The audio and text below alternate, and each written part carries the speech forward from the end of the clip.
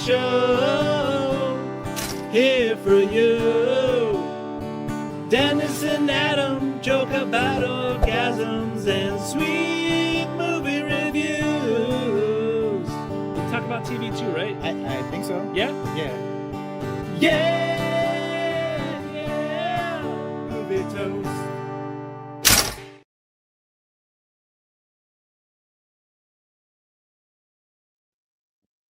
What's up, Toasties? Movie Toaster Adam here. I am doing something a little different today, but let me welcome you first. Welcome to episode 246 of Movie Toast News and Reviews. Like I said, I'm doing something a little different. I'm hosting an episode by myself. I rarely do this.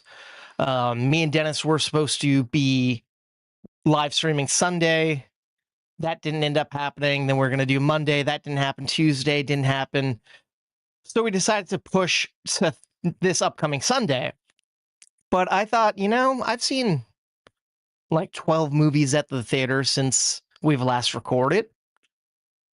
I have over 20 articles to talk about in the next episode. Why not just take a couple of those articles, talk about it on this episode, then use some polls that I wasn't going to use on the episode that were in conjunction to episode 245, and just review a couple of those movies that I enjoyed recently, or maybe I didn't. I don't want to spoil. Stick around to hear my reviews. So yeah, basically, who knows where this is going to go? But what I mean by that is I normally run the slideshows in the crawls if you're watching, and Dennis runs the audio cues, but I'm running it all. But please fret not. We are doing episode 247 this upcoming Sunday, so it's going to be a normal one coming soon. I just wanted to put out something in the meantime to keep all the Toasties happy, and myself, because I was losing my mind not going live. It's a problem I got. But let's not waste any time here, folks. Let's get into a little thing I like to call news.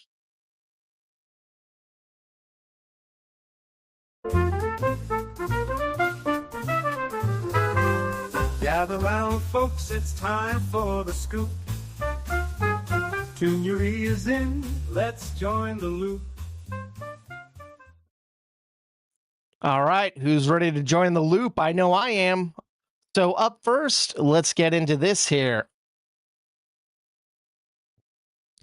All right, it's been a while since Meghan Markle has acted, but rumor has it that she might be returning to acting in the just renewed third season of Guy Ritchie's The Gentleman over on Netflix. So, I'm not going to lie. I never watched Suits. I think that's what she's from, most known from. And then she married the prince and kind of gave up acting. And I've never seen The Gentleman series. It's on my list because I love the movie. I just haven't got around to the show yet. But I feel like her and the prince just recently announced that they are moving out of Los Angeles and moving back to England. And I believe that's where they filmed the show. So you know what? Why not? People love her. She's a great person, good actor from what I hear. So why not get back into acting? Give the fans what they want, especially with a show that is kind of well regarded. All right, let's jump over to another show here. Why not? We now have a title and some more clarity on the Superman spinoff show starring Jimmy Olsen. It'll be titled The People vs. Gorilla Grodd. Here's the logline. A super-intelligent ape is convicted of murdering his father, the king of Gorilla City. In an 8-part true crime docuseries, the Daily Planet's Jimmy Olsen reopens the case, investigating whether Gorilla Grodd was wrongfully convicted in one of Metropolis's most famous murder trials. All right, you know what? I dug Jimmy Olsen. Gorilla Grodd's an interesting character. And this is done by the cats that did American Vandal, so they get the assignment. This is just going to be American Vandal, but with a bigger budget and a bigger universe and sandbox to play with. We're getting a bunch of people from the Daily Planet from the Superman movie, so that's going to be fun. And Skylar Gisondo is a fantastic Jimmy Olsen, so I have no doubt that he's going to kill it in this series. And Jimmy Tatrell's playing Gorilla Grodd. That guy's a freaking hilarious actor, so I think him voicing and possibly doing a mocap for it could pay off. I can't wait to check this one out. It's going to be hitting HBO Max sometime next year, I'm willing to bet, 2027. All right. Let's see what we got next. Oh, here we go, folks. Josh Brolin recently said that a third Sicario movie is happening in the near future. All right, now this is interesting because Sicario was a highly acclaimed film. It was directed by Denis Villeneuve, who has been busy with Dune, and he has the upcoming James Bond movie to deal with. And it was written by a little actor turned screenwriter, Tyler Sheridan. You might know his shows, Yellowstone, Tulsa King, all those smash hits. Well, I don't know. So they did a sequel, Sicario: Day of the Solid Dead, which looked good. I didn't get around to it. I got to check it out. I know it's streaming out there. I'm going to watch it. It's been a while. I love the first one. But it makes me wonder, who's going to be directing this third Sicario movie? Because Denis is busy with wrapping up Dune, coming out in December, like I said. And, of course, James Bond is going to take some time. Perhaps, maybe he's going to do it after Bond. I feel like that's a bit of a stretch, but it could happen. My pitch, my thought is, why not Tyler Sheridan? I believe he has directed a little bit. And I mean, this is kind of his baby. And is he going to come back to write it? That's the big question here, I guess. But we know Josh Brolin's coming back. Are we going to get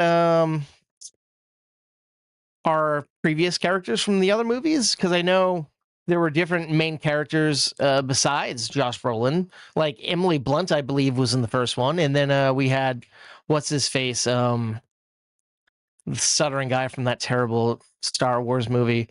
Why can't I think of his name? Wow, I'm killing it right now, aren't I, folks? Sicario. I'm Googling it. That's and his name is going to piss me off because it's such an easy name to know. And I'm fucking it up here. Wow. Benicio del Toro. That's the name I was looking for. So is Benicio coming back? Is Emily coming back? Or is it just going to be Josh doing something else? I feel like this is a timely time for this with drugs running rampant and, you know, a lot of big espionage type stuff could happen and a lot of drug bust. And the world is in shambles right now. And I feel like Sicario will handle that in an interesting manner. But let's get on to something else here after this. All right. So let's see here. During a live recording of the National Treasure Hunt podcast in Philadelphia, the franchise's director, John Turteltaub, announced that a third movie in the franchise is finally happening. Here's his quote, folks. "It's happening. You're the first people I have said this out loud to. It's finally real. Now it's Hollywood real, meaning things can happen. Nick gets hit by a bus. There's no national treasure. If I get hit by a bus, there's probably a national treasure. Welcome to Hollywood. That's Hollywood. Finally, have a script that I like, which Disney has also said sounds like a movie we can make."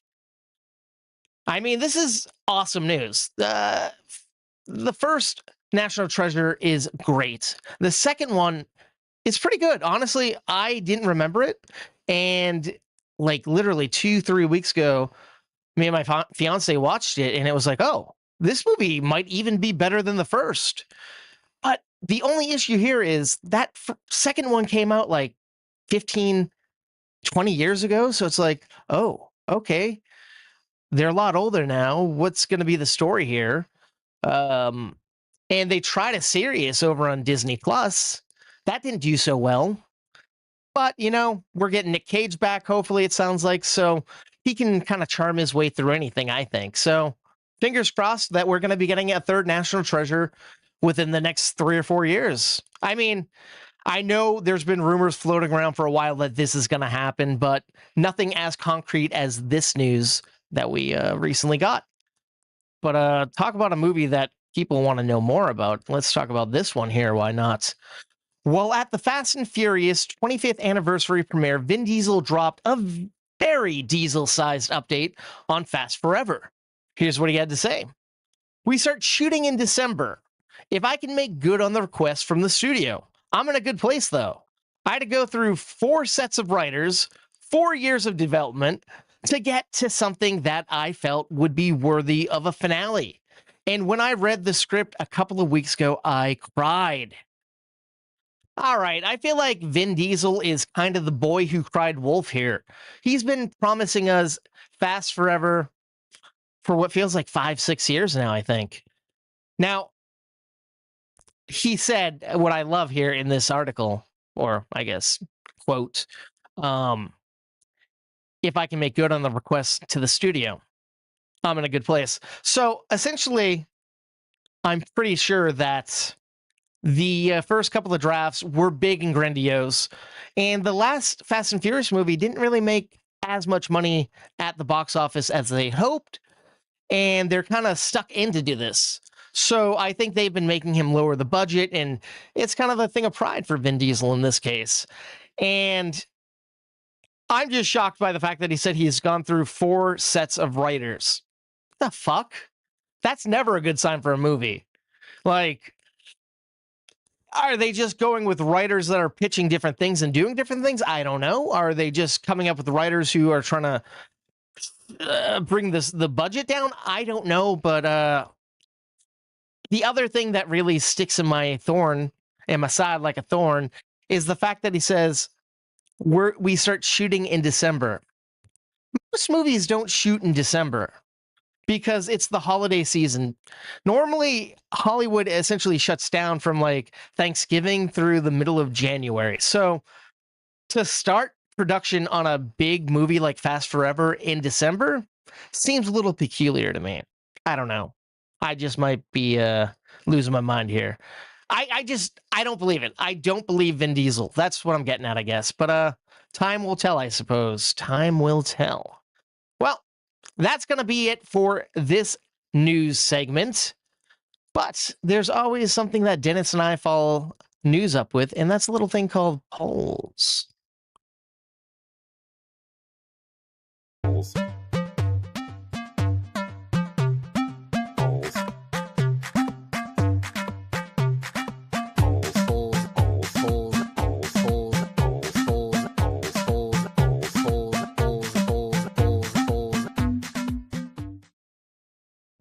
All right. So what we have here first, folks, is a poll that is slightly intriguing and hard for me to actually pick a decision here. But on episode 245, Dennis reviewed Christine. So I wanted to know, out of Halloween, Escape from New York, The Thing, and They Live, which is the Toasty's favorite John Carpenter movie? All right, this one's tough, man. Halloween is a classic. Great slasher flick. Kind of invented the genre almost, in my opinion. Escape from New York is such a fucking crazy thrill ride. They Live is like one of the best sci-fi movies out there in most people's opinions. I've tried watching it twice. I've never fully made it through. I've never even seen the prequel, sequel, spin-off, remake, whatever the hell that one that came out like 15 years ago. But I will watch the thing eventually. I just haven't gotten around to it yet. And I know the movie has been out longer than I've been alive, I think, so I gotta get on that. But They Live is a movie that everyone's always like waxed poetically about, and I'm like, I don't know, can it be that good? I mean, I've never seen it. What a piece of shit I was. So cocky. And about, a year and a half, 2 years ago, I think they re-released it in theaters for a limited release for an anniversary. And I saw it, and my mind was blown, dude. A young President Curtis, the wrestler as the actor, the craziness, the duality, the conspiracies, the corruption. It's like a Neil Breen movie, but better. I don't think anybody ever says Neil Breen's better than anyone. I mean, this is better than Neil Breen. I don't know. I really think out of this, Escape from New York is a great one too, but I think I'm going to go with They Live. Hell, when I was at San Diego Comic-Con not too long ago, the Mondo poster people had this super badass 3D They Live poster. If I didn't just purchase an expensive Attack of the Killer Tomatoes bomber jacket, I probably would have got that They Live 3D poster, but I didn't have extra money to waste. Anyways, nobody gives a fuck about my take. Let's find out what the Toasties' take is here. 0% for Halloween. I'm shocked by this. I am appalled by this. I maybe we don't have horror fans out there in the ethos, or maybe they think that might not be one of the best of the four. I don't know. But I thought this would have ranked higher. I thought even one vote. All right. I'm not going to harp. Up next, 0% for Escape from New York. Also, thought it would have got at least one vote. If I had to say this or Halloween, which did I expect to get 0? I guess maybe this. All right, the question is, we have 2 left. Will there be another 0? Or will it split the Red Sea here? Let's find out. All right, here we go, folks. 33% for They Live. All right, so some of the Toasties are on my side. I love that. They don't always go to my side of the votes, but let's find out. Well, I guess we already know here, folks. That leaves 67% of the Toasties voted for the movie The Thing as John Carpenter's best film out of the 4 I put up. So you know what? Fuck me. I have to go and I have to check out The Thing because I want to be on the same level as the Toasties. All right. Let's check out another poll here, folks. Why not? On episode, let's see, 245, of course, because that was the last episode, I reviewed Tony. So I wanted to know, out of the menu, chef, ratatouille, and waiting, which is the Toasties' favorite movie that involves chefs and kitchens? Now, this one, if I thought John Carpenter's was hard for me to make a decision on, this one was really difficult. Let me run through all the options here. The Menu, one of my favorite of that year. It took me by surprise. I loved it. It was so... I saw that movie like 2 or 3 times in theaters. I watched it on demand a couple of times. I really enjoyed it. Chef, dude. Wow. I wasn't expecting much out of it. I'm like, oh, Jon Favreau's going to do a little indie after he was killing it with Marvel. He started the MCU, but he wants to go and do a movie about a chef? Oh, okay. Why not, I guess. And it was such a touching and beautiful and just grounded film that I loved. And it's resonated with me. It was also a favorite of mine the year it came out. So already 2 of mine that I really love. Now, Ratatouille, however, I'm not as hot on Ratatouille as everyone else. I feel like everyone's like, that's one of Pixar's best. In my eyes, it's like, it's fine. I love the fact that Patton Oswalt is our main character. But, yeah, in this poll, least favorite. And Waiting, that came out when I was like a teenager, and it hit at the right time. Like, that struck so many chords. I mean... All right, you had Ryan Reynolds. That was before he was Ryan Reynolds. He was on his way up. You had Justin Long. He was the Mac guy. He just did that South Harmony Institute of Technology shit movie, Accept It. Dane Cook. Dane Cook was the cock of the walk back then. Andy Milonakis was killing it on his show. Luis Guzman. All right, I don't got to read that. There were so many fantastic cast members. Anna Faris was killing it in the well, I guess so many films, but I guess Scary Movie is the one I'd have to say. So it had an ensemble that killed it. It was funny. It was really, really, really raunchy, and I loved every second. I watched it so much as a kid. I loved it. Now, the sequel, straight to DVD sequel, that was dog shit. So it's tough for me to choose here because I have a lot of love for a lot of these, but one has to be chosen.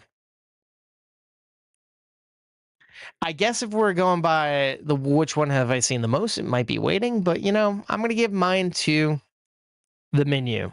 Let's see what the Toasties had to say here.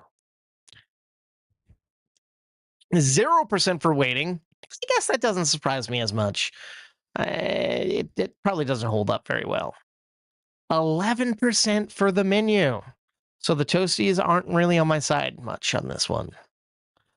11% for Ratatouille. Oh boy, Ratatouille I thought was gonna fucking be number one. So I'm kind of surprised by this one, folks.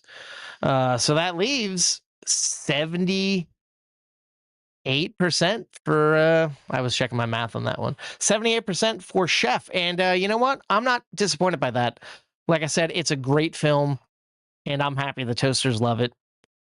Honestly, I feel like I got to go back and rewatch all 4 of these movies, but Chef is going to be the one I rewatch first, I think. So that is going to close us out here on the polls section. I'm telling you, it's rapid fire, man. I'm trying to go quick here, trying to make a fast little episode for y'all. Sorry, I'm stumbling on words. It's weird not counteracting, talking to someone else. It's odd, but I'm trying to make the best out of it. But anywho, I'm going to stop talking, and I'm just going to say, let's roll that theme song for reviews. Nice camera action, it's review time. Dennis and Adam, we gon' blow your mind. We're stepping up to the plate, ready to swing. Analyzing movies like a scientist would play. All right. So I am up first because I'm the only one here. I always tell Dennis, all right, you're up first, I'm up first. But no, this time there's only one of us, so only one can go first. I guess I'll get you the title here. The first movie I'm reviewing is a little indie called Nimrods. Let me find the trailer for you.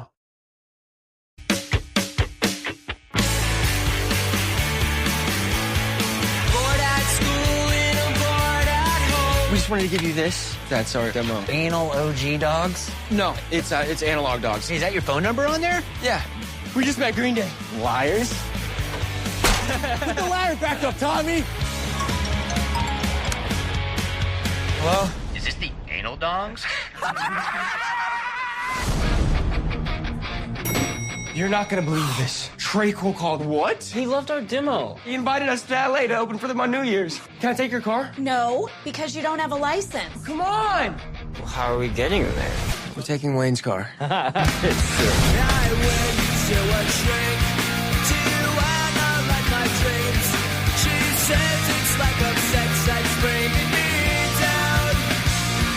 How are you opening for Green Day? Honestly, I don't know. Are you guys gonna kiss? Because, I mean, maybe. If you come back. Mushrooms? What? No. I don't have hands. You drove away with this in your vehicle. We're a band, we're opening for Green Day. Nobody gives a shit. Give him hell.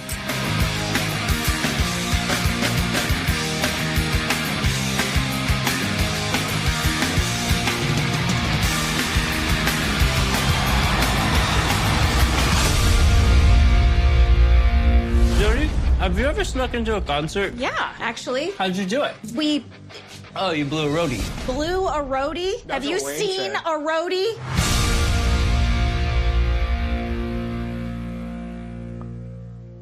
All right, now I'm going to tell you, I went into this movie pretty much blind. I saw a snippet of the trailer, and all I knew was Legion M, this little company that essentially has people scout movies at festivals, and people vote on what they should pick up to distribute, and they have the fans put money into it to release it. It's an interesting little company. I knew they were backing this, so I'm like, all right, that's cool. And I knew it starred Mason Thames. I'm like, that guy's cool. McKenna Grace, I'm like, I like her. And Green Day is attached to it. Okay, sure, whatever, I guess. Now, truth be told, I'm not a Green Day guy. I never listened to their music. I can't even name one of their songs if you ask me a title. But when I watched the movie, I heard some of the songs, and I'm like, oh, I know that song, so I'm intrigued. But here's the premise of the movie. You have these 3 boys, they're in this band, and they get the call every band has ever wanted. They're going to be opening for a major band, their favorite band, Green Day. Green Day is doing this small, intimate concert tour, and they want our main characters to leave the Midwest and go join them in Hollywood for their New Year's Eve concert. They want these boys to open for them. The only hitch is the boys don't have their licenses, and they don't have a car, and nobody wants to chaperone them. But that's not going to stop them. They're going to get there by hook or by crook. One of them steals their brother's taxi, and they set off to hit the road, and crazy things happen. Now, truth be told, I'm not a giant road trips style movie fan, but something about this one really worked. Now, I got to say, the two other kids in this guy's band, Ryan Faust, I'm like, I don't know him, but he plays this like straight-laced kid who's like afraid of everything and does everything by the book, and he's afraid to get in trouble. I'm like, I know that character. That was me as a kid. Hell, that's almost me now sometimes. And then the other kid is in the band is kind of like a childish guy. He kind of has Mason Thames' character take care of him, and he's a little goofy. This guy, Kyler Kaufman, really good actor, really talented here. And Mason Thames is a kid who recently lost his dad, and music was his connection with his dad, and he wants to honor his dad by being in a band. And so he's kind of like punk rock. And these boys, their whole thing is analog. They want to do everything analog like. And the biggest thing that I'm like questioning, I'm like, is Green Day that big a band still? I don't know. I know in like the late 90s, early 2000s, they were huge, but I'm like, are they now? But everyone in this movie loves them pretty much. And let me tell you, McKenna Grace, I thought was going to be a main character. She has a pivotal role, but she's only in a few scenes. But when she is in the screen, she's killing it. Let's see. Bobby Lee plays a funny security guard here. Green Day is here as well. If you're a fan of Green Day, the third act has them performing a couple songs at a concert. They produce the movie. Their music is all in the soundtrack. It's a hell of a Green Day thing. It's a wet dream for a Green Day fan, I guess you could say. So they're here. Angela Kingsley from The Office. She plays a bartender. She's kind of funny. And Jenna Fisher from The Office as well plays Mason's mom.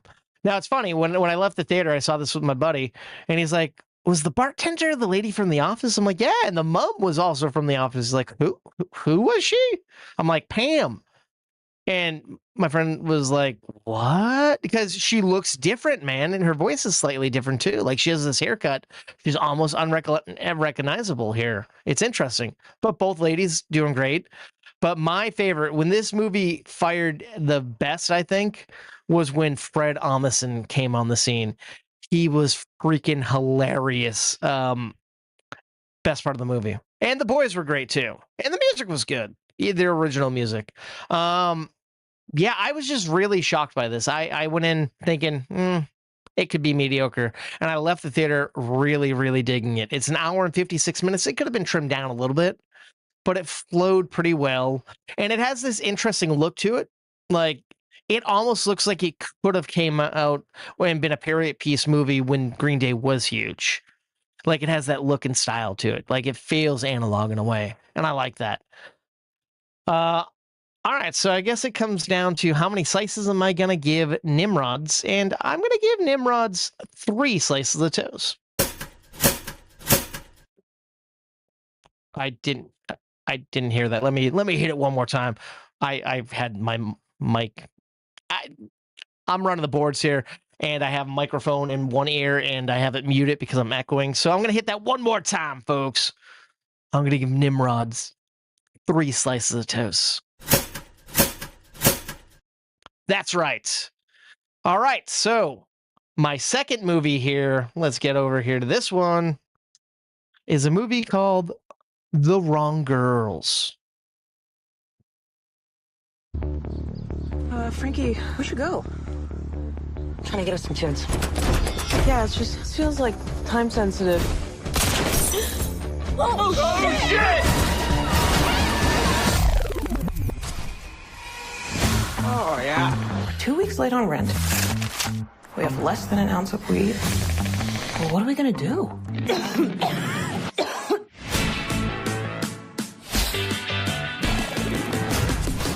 I don't think we can sell these to people.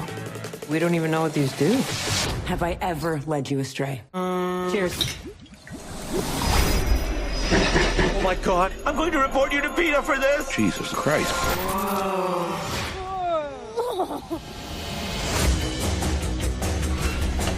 I have no idea why you thought it would be a good idea to take the drugs. You are dumb as rocks, and you should be dead.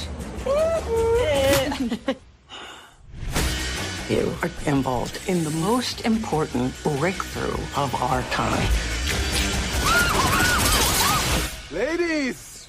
Is he talking to us? Are we ladies?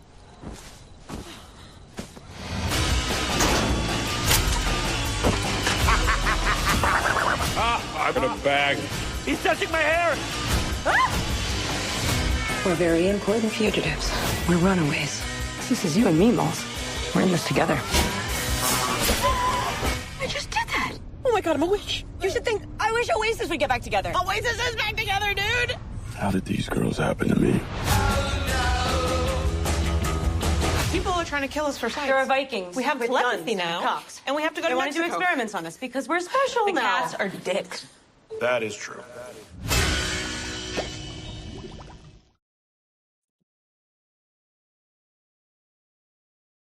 All right, so I saw the trailer for this one and I thought, oh, this is going to be a hot mess of garbage.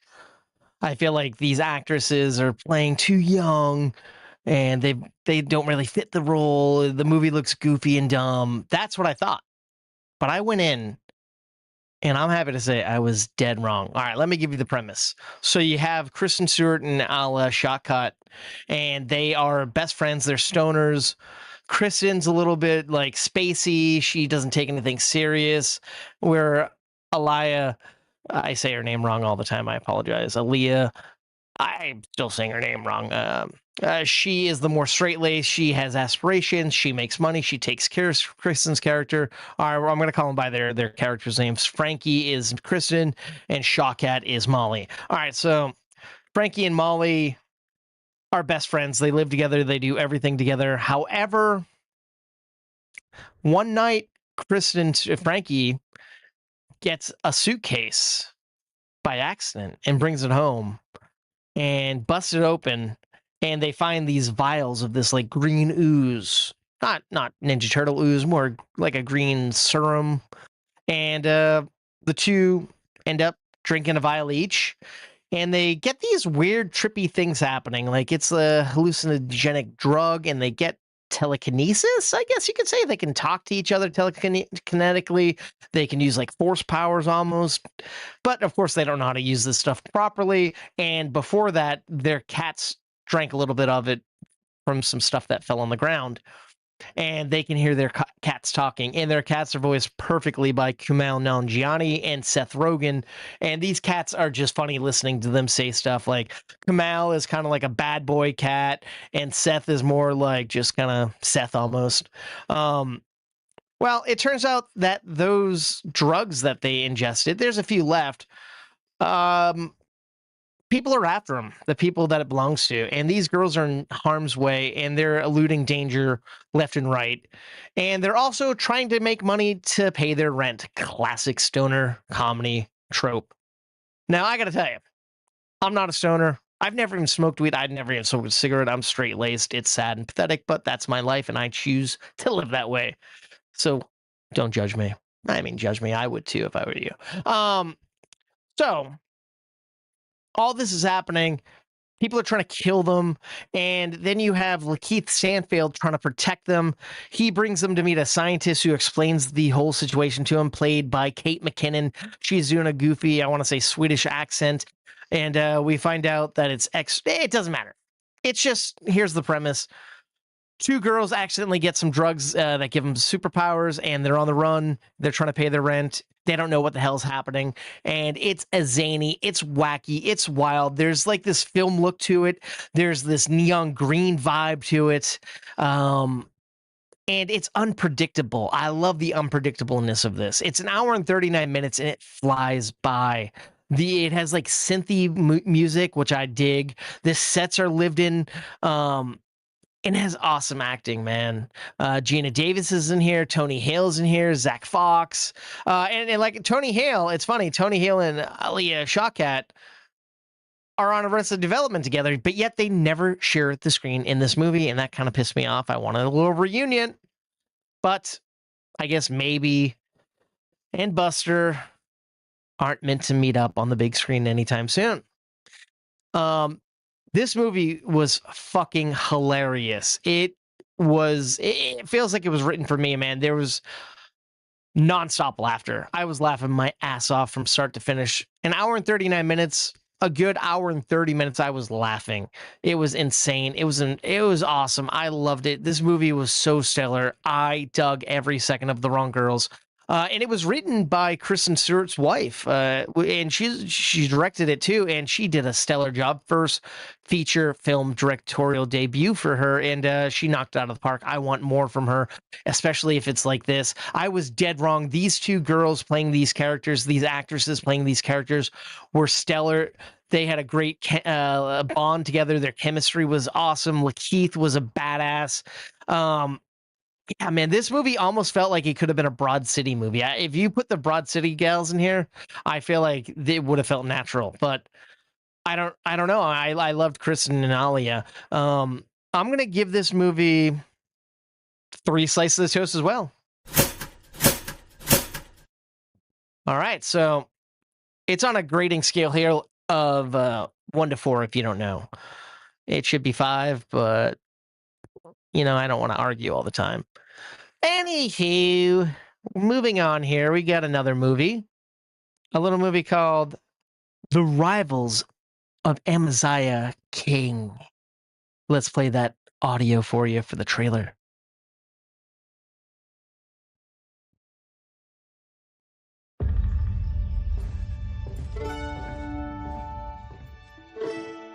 Now, I've been thinking.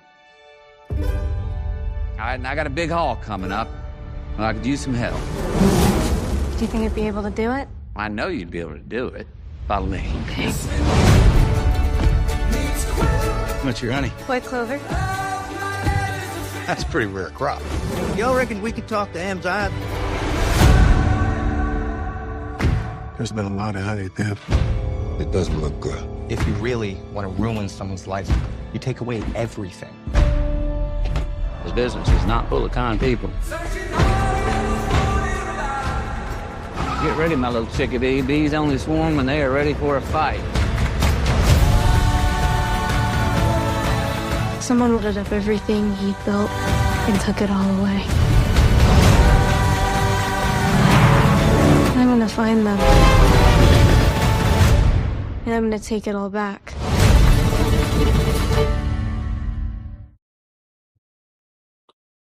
All right. So this is a movie I saw a trailer for, and I was like, I don't know what the fuck is happening here. I don't know what this movie's about. I don't know what genre it is, but I know it looks interesting, so I had to see it. All right, premise here. There is this guy who lives in I want to say Oklahoma, and he's like a pillar of the community. Everyone loves him. He's a beekeeper. He makes honey. He gives it away for free. He's hemorrhaging money, essentially. Him and his wife used to foster kids all the time. His wife passed away. He's single. He plays like bluegrass music, and he's just a great guy. And one day, a former foster child of his shows up and asks if she can work with him and be a beekeeper and learn the ways of making honey. And he brings her in welcomingly, welcomes her to the town, introduces her to his congregation, to his band, to his bees. Like, it's so charming. And then everything's gone great. Everything's perfect until one day it's not. There's different clusters of areas where he has groupings of bees that he's kind of raising. All of those areas were raided and those bees were stolen. And the foster daughter decides she's going to take it upon herself, find out who took them, get them back, and get revenge by any means necessary. And it's wild. All right. So Amziah King is played by Matthew McConaughey. And it's sold as Matthew McConaughey vehicle, but he doesn't nearly get as much to do as his foster child. Like, she is fantastic. This actress, Angelina Looking Glass, she is like, when she goes out on this revenge mission, she's fierce. And when she's like just learning from Matthew, she's earnest. When she watches as him play music, seeing how happy he is, like watching her face emote to like joy, this girl's malleable. Like, this actress has a very bright future ahead of her. I don't know what else she's been in, but I want to see more of her. She's great. And Matthew, of course, is fantastic. There's not a lot of people in this movie who I recognize. Like Tony Revolori is here for a very brief moment. Of course, I know him. And then our big bad villain in the movie is played by Kurt Russell. We talked about him earlier in some movies in the poll section. And it's funny because we find out that he is a business guy and a big member of the community, and he's up to no good, and he is doing shady shit, and he's afraid to be investigated. But when we see him, and we see him a decent amount, he's a good guy. He's doing good things, but the mask is pulled off, and the monsters are revealed later on in the movie when he becomes the villain that everyone essentially says he is. So all around, the acting is top notch here. It has this beautiful like vibe. Like, we never get to see Oklahoma like this. Like, it shows an underrepresented community in the culture. And I don't like bluegrass music, but by God, it's awesome in this movie. They play it all the time, and that's the soundtrack. And it is just, it's lovely. It's upbeat, it's uplifting, it's beautiful. And I was blown away. And that's not just the music. The movie itself is all that and so much more. There's twists, there's turns. There's something big that happens that I want to tell you about, but I'm not, because that will spoil some stuff. But when it happens, I was like, oh, this is a ballsy move. And you know what? It paid off. It paid off in spades.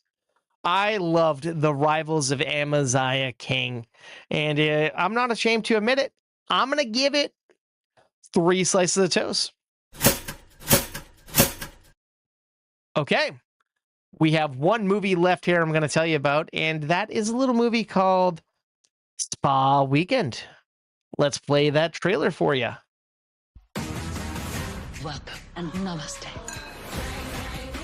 I miss my kids. What? No, I don't miss my kids. The hot yoga teacher is checking you out. Holy. Who called strippers to our spa weekend? Who got Sophie fired from her job? My boss is calling me again. Stop calling! I feel like you're just focusing on the negative stuff that I did. Spa Weekend, rated R. All right. So, this is a movie that I, of course, knew about, but I didn't have any high expectations here. Essentially, it's about some ladies getting away and enjoying a nice, peaceful spa weekend, as the title would tell you. But of course, you know, in a comedy movie, nothing goes as planned. It's a disaster in all the best ways. 3 ground-headed ladies decide to go, and they say, let's not invite our wild friend. But of course, the wild friend finds out and shows up, and that's when craziness ensues. Now, these ladies have been friends since childhood, and I when I was watching the movie, I'm like, no way, they're all different ages. This doesn't add up. So the cast itself is Leslie Mann, Isla Fisher, Anna Faris, and Michelle Beatu. I'm saying her last name wrong. I do apologize. And I'm like, no way, they're not all the same age. And honestly, they're all almost the same age. I looked up, I was shocked. They look good for their age. I love it. And I believe this was written and directed, or it was directed by the guys that did Bad Moms. And I think they might have been associated with The Change Up and some other pretty good movies. So that's the type of comedy you're getting here. So Leslie Mann is an overworked mother who's a single mother. She's a lawyer. She has no time for relationships. and maybe she might have a fling in this little vacation she's taken. Isla Fisher is the firecracker. She's an entrepreneur. She's rich, but she's crass. She's rude. She's low-mannered, and she's kind of an embarrassment to her friends. Anna Faris is a woman who is trying her best. She's been a personal assistant for this guy for like 10 years. She's treated like shit.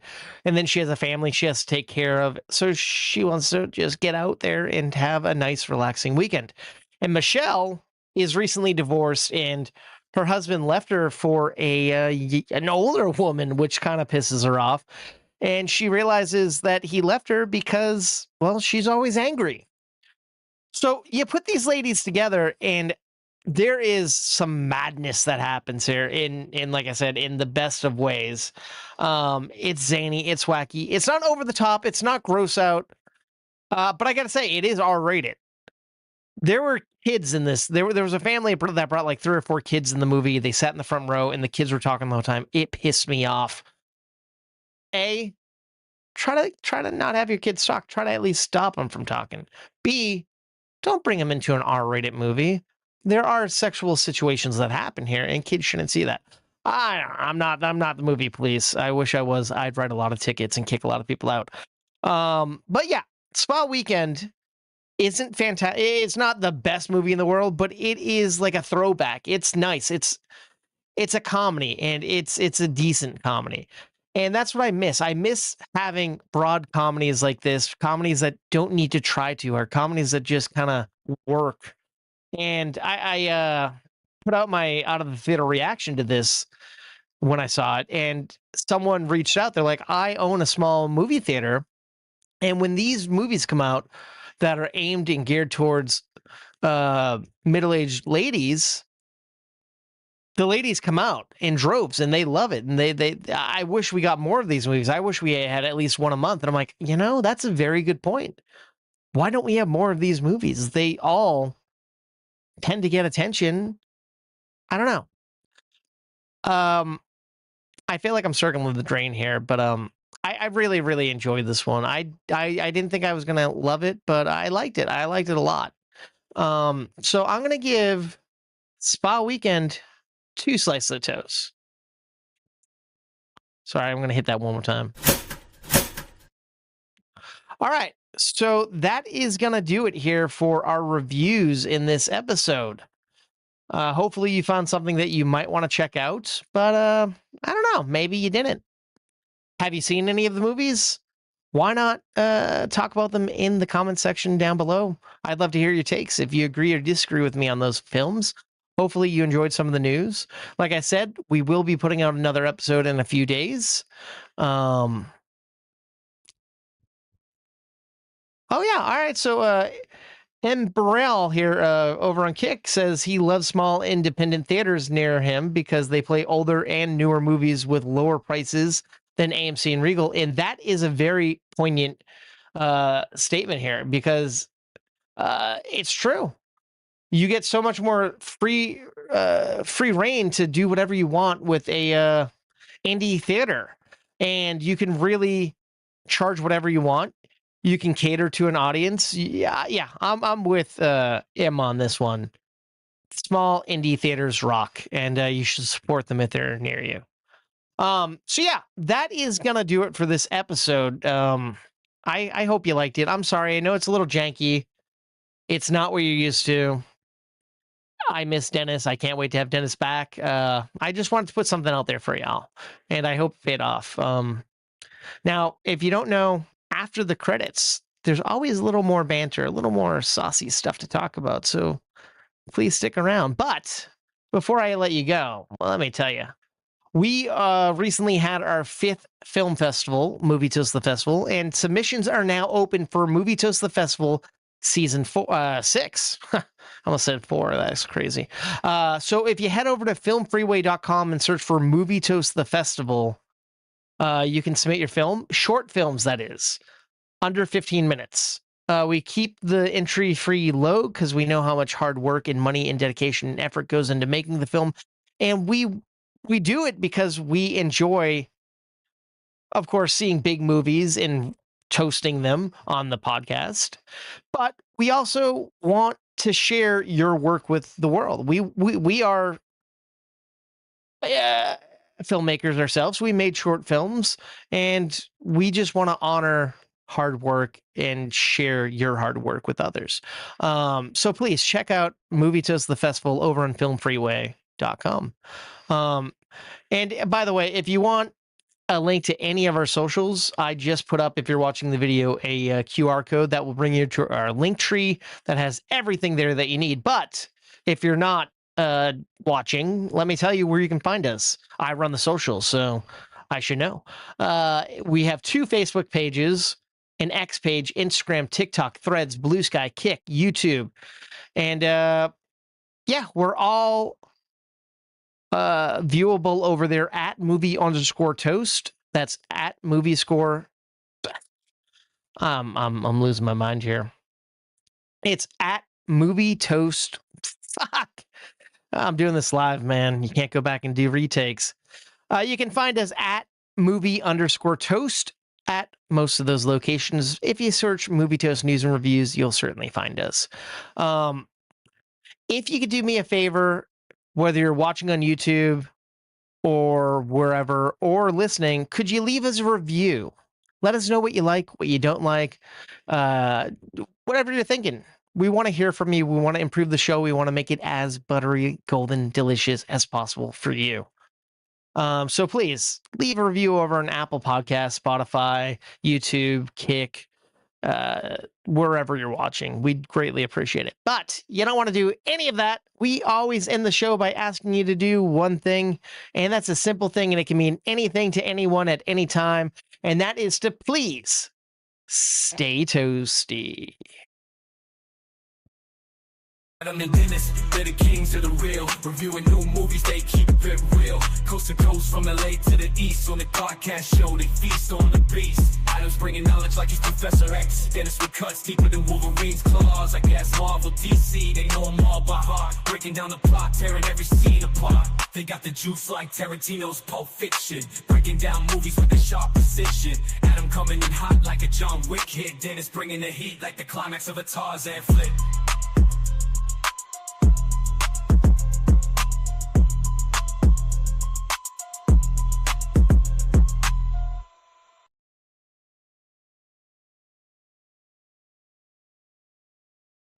I had my mic muted, but I am back. So thank you for sticking around. If you listen to what I told you, that we're always putting out something at the end. Now, of course, it's better to be able to talk to Dennis and really dive deep into some interesting things here. However, he's not here, so I'm just going to talk. Now, like I said earlier, I was at San Diego Comic-Con not too long ago, and I was able to go, thanks to the podcast. I had a press badge, and I got to do some interviews and stuff. So I recorded stuff, but I haven't put it out just yet. So I have video and audio. I haven't edited the video yet, but when this podcast goes out, when this section, I will be putting those videos here for your viewing pleasure. But in the audio version, you're going to hear a couple of interviews, and let me set those up for you right now. So, well, let me actually, see, that's a tease. Before I do that, let me give you a Jack Black update, a tenacious update. For those of you who know me, know I love Jack Black, all the stuff he does, but specifically Tenacious D. And the band's kind of been on pause for a while, and I'm always thirsty for any Tenacious D news I can get. And some good news came. I mean, it's not the news I want. I mean, I wanted the news, but it's not the news of the D's back. We got new music. We're touring again. Jack and Kyle are together. It's the next best thing, I guess you could say. There is a new game coming out by the end of the year, I think in December. That's made by the folks who did Guitar Hero, a game I totally loved. It's called Stage Tour. And they announced some of the artists and tracks that will be on the show, on the game. And Tenacious D will be there. I was kind of hoping, finger crossed, I'm like, Tenacious D was in one of the Guitar Heroes. We had, I want to say, Master Exploder Yeah. So I'm like, ooh, if they did D, what would they do? What would they choose? But I'm like, no way they're choosing the D. I'm the only sad son of a bitch who still loves the D, I bet. But no, there's other disciples out there, and I'm so happy they exist. But the choice that they chose was very peculiar to me. It's a song that I enjoy, but it's not a Tenacious D staple. It's not something that I'm like, oh yeah, but I guess if you want to be able to play different band instruments, I guess this one leans pretty well. It's a cover song they did for a little movie called Kung Fu Panda 4. The song, my friends, is Baby One More Time. That's right. Britney Spears' Hit Me Baby One More Time was one of the last songs that Tenacious D released as a cover. So yeah, I'm excited that that's going to be in Stage Tour. Maybe they might add more songs as DLC. I hope. I don't know, but I'm just happy that the D is represented there. And that means that they probably approved it. So maybe there might be a rise. It's interesting. I've been kind of talking about repping the D. If you're watching the show, I have Kyle Gass, and Jack Black as animated forms driving back and forth on a motorcycle from Post-Apocalypto, their last movie. And the background of my green screen here is the cover of Post-Apocalypto. So if you're watching, there was a reason for that, and it's right now revealed. I love the D, and the D is going to be in Stage Tour. Anyway, sorry, I'm wasting your time here. Let me give you another tease. The next episode we're doing in a couple of days, episode 247, I wish could have been 246 if we got it out earlier. It would have had 3 movies that weren't premiering until tomorrow. So it would have been 3 movies that are now just hitting theaters. So we're going to be reviewing, well, there's one movie that came out a little while back. But let me tell you, the rundown of this next episode. We have reviews coming for The End of Oak Street, Buddy, Idiots, and Coyote versus Acme. So if you're looking forward to any of those movies, we got you covered with our review coming soon. But let's get back to the thing that I teased earlier. Let me set you up for what audio you're about to hear, or video, depending if you're watching this later on. All right, so at Comic-Con, I got to sit down and talk to director Jonathan Borljak. He directed this little documentary called Stan Lee, The Final Chapter. And he essentially was a fan of Stan Lee and became kind of a best friend of Stan Lee in the last couple of years of Stan's life. And he actually was kind of like an assistant, a driver, and he was always filming things with Stan. And it's a beautiful documentary, and it dives deep into kind of what was going on in Stan's life. We all saw Stan Lee. He was a larger than life figure. So it's like, oh, he must be happy. He must be rich. He must be joyous. And that's kind of true, but he was kind of being overworked and forced to do these Comic-Cons and signings and this and that, and just work to the bone, especially after his poor wife died. And that's when he really started going downhill, and they were forcing him to do more, and he was getting older and more brittle, and they were forcing him to do stuff. But not our director here. Our director was not a part of that. I mean, he was a part of it, but he wasn't forcing him, and he tried standing up for Stan. I'm not going to spoil. Check out the documentary, Stan Lee, The Final Chapter, available to rent or buy digitally wherever you get your stuff. It's a fantastic documentary. I got to sit down with Jonathan to talk about it, and it was awesome. This guy's great. So please enjoy my interview with Jonathan. All right. Up next, there is this show coming to AMC called Yaga. And I got to go sit in a private Q&A with other press members. And the audio here is a little bit harder to hear for some sections. I do apologize, because it was a whole room of people asking questions. The answers, I had a mic kind of close to where the talent was sitting. So you'll hear the showrunner, you'll hear the cast, and I believe producer, and a bunch of questions asked about the upcoming AMC show Yaga. So with no further ado, let's get into this press room. All right. So this next one I'm kind of excited about. Back in the day, there was a web series called The Guild. It was one of the first early web series, and it was kind of fan fund it before Kickstarter was even a thing. And it was a great show, but it's been off the air for a while. But it's coming back in movie format. A movie called The Guild Renfield is coming. They started a Kickstarter for it. They just wanted to try to make $1 million, and they hit over $1 million. I think they're at like 4 million, maybe even 6 million right now. Well, I got to talk to the star and the creator of the series, Felicia Day, and just talk to her about the Guild and this Kickstarter and all the fantastic things that they're giving away for your donation. There's a lot of cool things they're doing, and just try to pick her brain about what we got in store with the movie, if we'll get more after the movie. She was really warm and welcoming, so I can't wait for you to hear this review. So let's get into it. Me and Felicia Day talking about The Guild Renfield.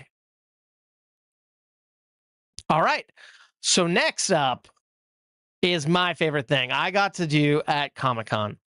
There was a screening of Buddy, this movie that just came out tonight as of recording.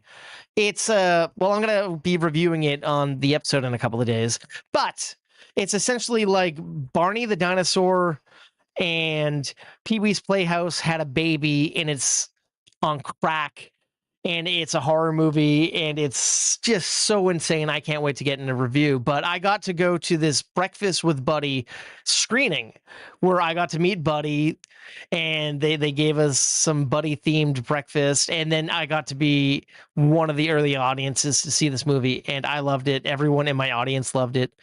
And then later on in the day, I got to talk to a couple of people.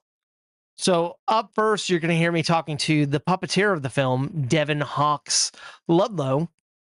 And after that, I'm going to be talking to star Delaney Quinn.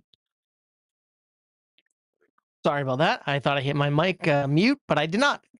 And I'm going to be ending the review, the interviews with director, writer Casper Kelly. So if you're going to be watching this later or listening, let's get into those reviews. Or interviews, sorry. All right, so that is going to be the show here. Hopefully it tied together pretty well. It's kind of like a bite-sized episode. I know our episodes tend to range from like an hour and 20 to 3 hours, and this is a little under an hour and a half. So I appreciate you watching and listening. Thank you very much. And like I said, in a few days, we're going to have episode 247 coming right at you with the hottest entertainment news, some awesome pop culture polls, and reviews for The End of Oak Street, Buddy, Idiots, and Coyote vs. Acme. So check that out in a few days. It's going to be happening Sunday night at 10 p.m. All right, 10:30 Eastern, 7:30 Pacific. Right here, wherever you're streaming this, man. Probably on fucking YouTube, Facebook, fucking, who knows, Instagram, most likely. I don't know. Please check it out. But it will be able to be downloaded in sections or the full thing the upcoming Thursday, wherever you get your podcasts, and chunks will be put out on YouTube. So I'm going to shut the fuck up and let you enjoy the rest of your day or night whenever you're listening or watching. Thank you so much. And once again, Dennis, I miss you. I can't wait to have you come back and join me, man. All right, so thank you all, and please, once again, stay toasty.